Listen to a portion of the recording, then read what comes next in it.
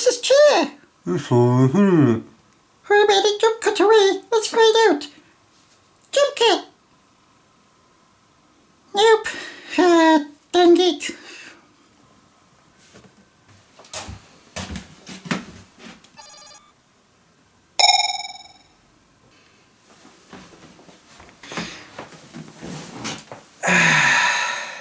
You caught your chair? Well, I had to find some way of stopping you two from stealing my seat. Wow, I honestly think that's the very first time I've ever made them completely speechless.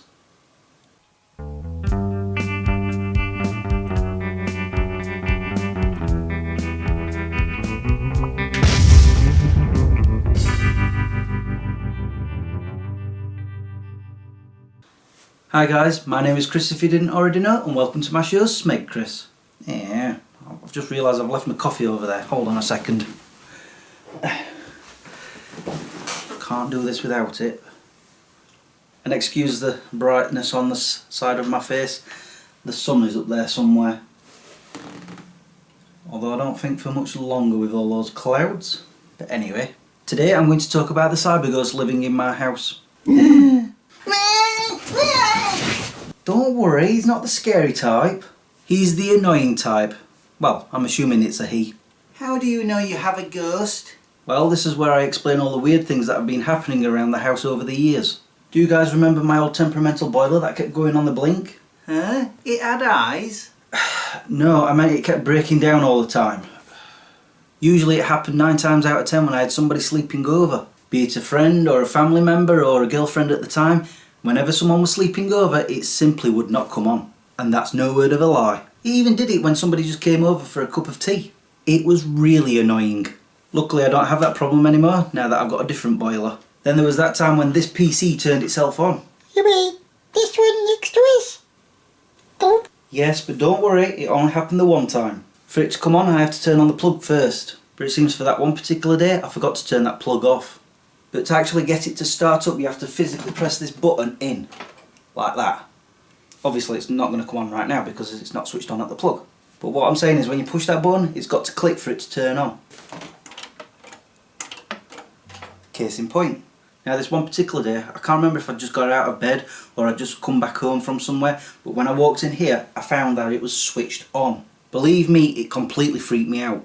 Now I'm pretty sure I've vlogged it, but I can't remember which vlog it is. I've done over 1100 now, I can't remember all of them. The thing is, nowadays, because this PC is that old, I have to press that button at least 7 times for it to actually boot up. I'm blaming the cyber ghost on that too. Then there's my internet hub. It only just recently happened, this one, where it just turned itself off and then rebooted itself. I mean, it could have been my internet provider doing something with it, but I'm not ruling out any ghostly interference. Here's another one. My Xbox One turns itself on. It's done it 3 times this year already. That sun is getting really bright. Stop it. I actually showed this on a Snapchat video I made. I'll show you that now. I won't believe it. I'm just sat here editing this week's Smeg Chris, as you can see, and then I heard a noise of the Xbox turning itself on again. Why? I don't get it. I really don't. And now I've got to take the laptop off my knee so I can go and turn it off again because the controllers, both of them, are over there.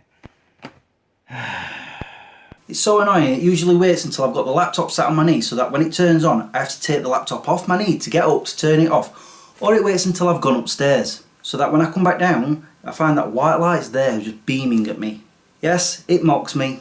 Then there's all the electrical items I have around the house that have died over the years. Always that one light bulb at the top of my stairs, 2 laptops, a television, my video recorder that was only 25 years old. It had plenty of life left in it. But this cyber ghost keeps making himself known. The latest? Check out my vlog camera.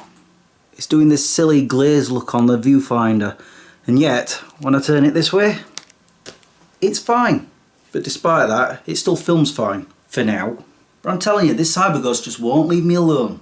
I wonder if I can hire a bouncer ghost to kick him out. Please stop talking about ghosts. You're freaking us out. Fine, but you know it's true. If it really wanted to be a nuisance, it could always hunt Fred and Percy. Go ahead. Guys, stop worrying. It only interferes with electrical items. That's why I call it a cyber ghost. I'd worry about it if you've got some sort of cybertronic chip in your brain. I had a chip on my head once. I was eating fish and chips and somehow it ended up there. Does that count? No, Clone One, you're quite safe. You know, I wonder if that's why I keep having problems with Robo Chris. Where did that ball come from? But these guys are right, it is time to stop talking about it because it's time for me to go. So I shall say thank you for watching and subscribing if you have, and liking this video if you did. Until the next time, peace out. I hope that say goes just like it does who is coffee, then you won't be able to quote your chair.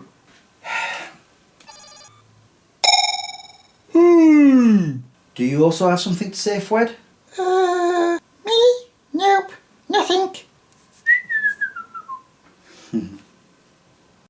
By the way, I'm not making up this CyberGhost thing. I've been talking about it for years to people I know. The thing about the boiler was true. I did eventually find out what the actual problem was. There were like a silver box, a casing that I had to pry open, and I found that it had 2 big fuses inside, and one of them was hanging down. It wasn't actually slotted in where it's supposed to be. So after I put that back in, the boiler would work every single time again. I still blame the CyberGhost though.